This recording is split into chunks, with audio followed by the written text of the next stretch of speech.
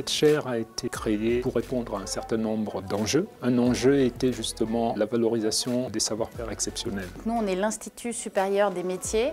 On gère au nom de l'État différents projets, dont le label EPV, un label du ministère de l'économie qui récompense des entreprises qui ont des savoir-faire artisanaux et ou industriels d'excellence. Avec le hackathon, ce que nous, on a essayé de faire, c'est pour faire vivre cet écosystème, c'est d'avoir des étudiants à la disposition des artisans pendant 3-4 jours pour leur proposer des solutions, leur permettre de se développer. Il s'agit de croiser des regards et des compétences entre ceux qui détiennent un savoir-faire et aussi des étudiants qui viennent apporter des compléments au niveau des problématiques qui sont posées aux entreprises. Donc c'est un partenariat gagnant-gagnant. Avec Simon Niec, on a réfléchi à chercher des entreprises très différentes, mais dont le point commun est toujours l'excellence des savoir-faire français.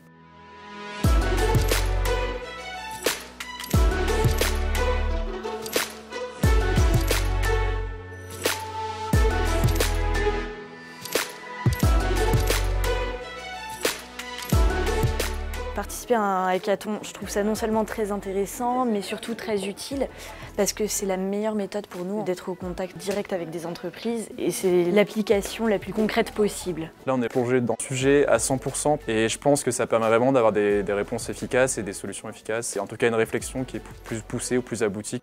Donc le hackathon permet en fait d'apprendre comment rentrer dans un benchmark, comment revenir vers l'entreprise avec des propositions créatives, comment cadrer ces propositions en actions concrètes que l'on met en œuvre. Et le dernier temps, c'est la conviction.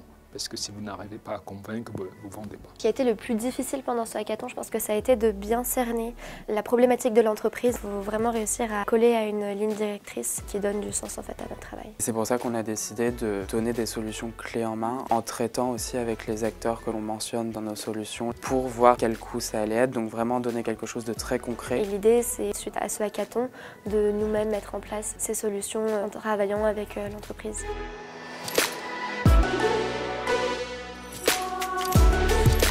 Ce qui a attiré les étudiants, c'est l'apprentissage par l'action. Le fil conducteur, c'est de dire, vous avez des cours, vous êtes consommateur, mais vous êtes aussi acteur. Donc le hackathon, c'est ça. C'est organiser le futur et faire en sorte que ces étudiants qui vont être à des postes de responsabilité soient aussi en capacité de perpétuer la chaîne au niveau de l'organisation du maintien, du développement et de la transmission des savoir-faire. Les entreprises du patrimoine vivant, c'est des entreprises qui représentent la France, la culture française, le savoir-faire français. Donc c'est important de le préserver, de le valoriser.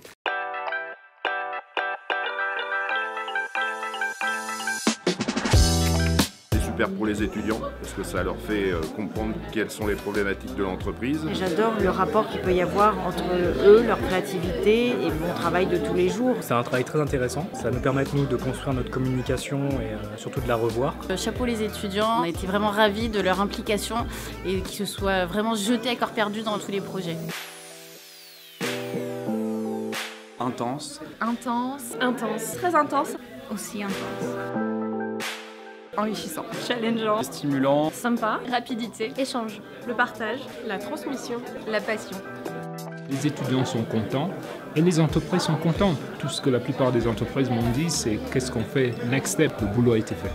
Donc je suis complètement content.